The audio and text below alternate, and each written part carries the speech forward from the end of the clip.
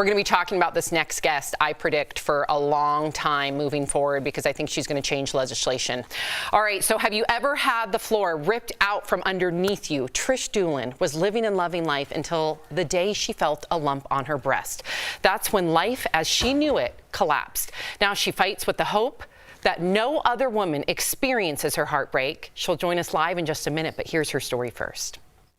I was on top of the world. I had been traveling. I was getting ready to do a movie, but all of a sudden I found a lump in my breast as we were in quarantine.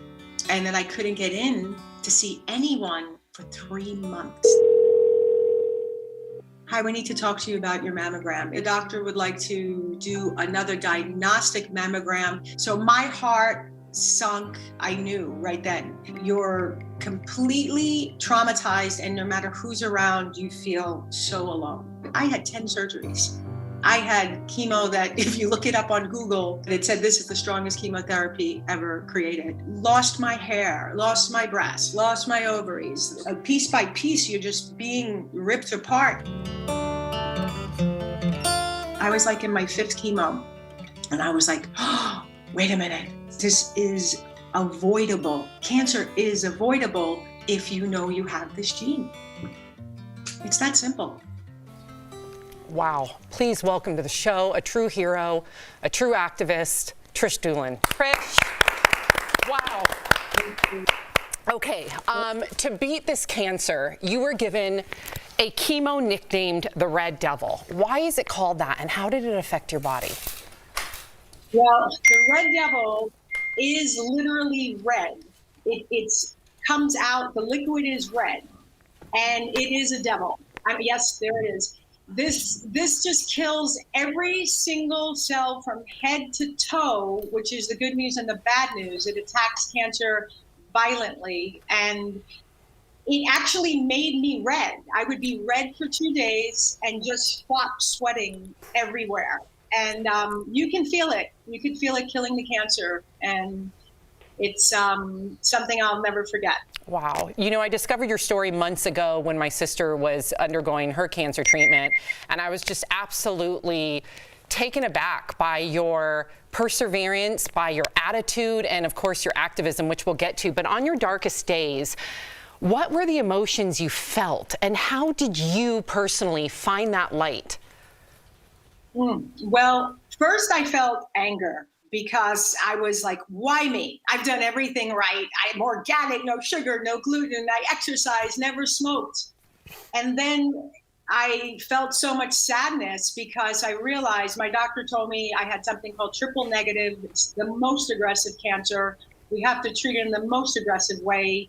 He wasn't being mean. He was just saying, this is going to be the fight of your life. And I had to get out my armor, and I had to just do this. And I had to do it alone because and it was sad because I was in COVID. No one could come to any surgeries. No one could hold my hand in chemo. And I just said, okay, I have to find my warrior within. So I wrote a love letter to my chemo. I thanked it for existing.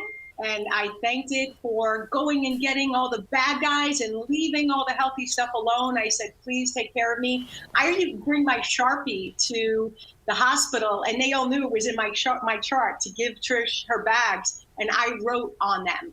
And then I would visualize all this beautiful love and light coming into me and healing. And that's what I did. I just said, I have to turn this around. So I made chemo my best friend.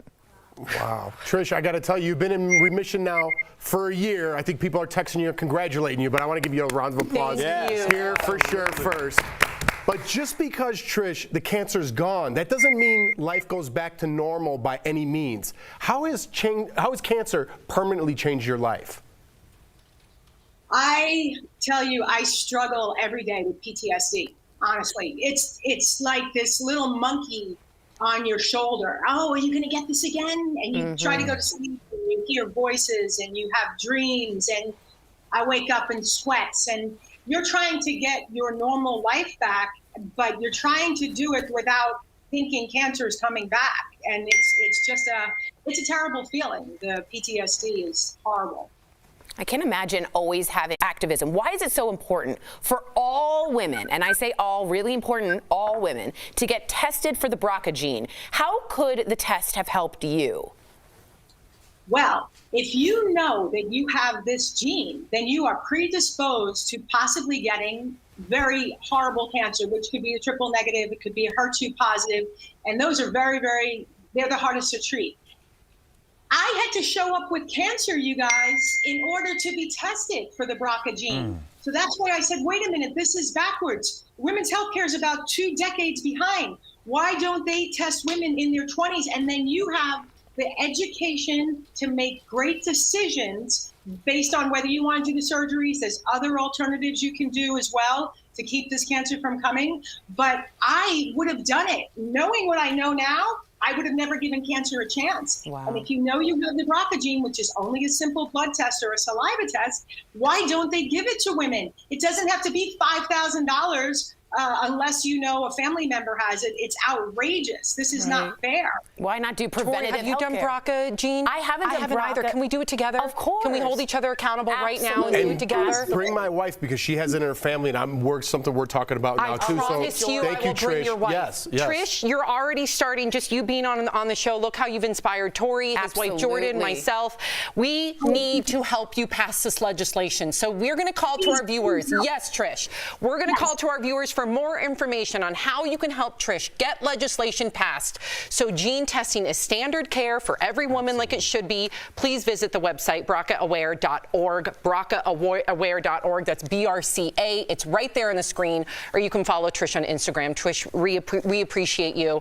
And once this gets passed, we want you back on the show. We're going to make sure of it. We'll be right back. Oh, What a absolutely. warrior. And I appreciate you. Thank you, guys. Thanks, Thank Trish. you. Way to go. Wow.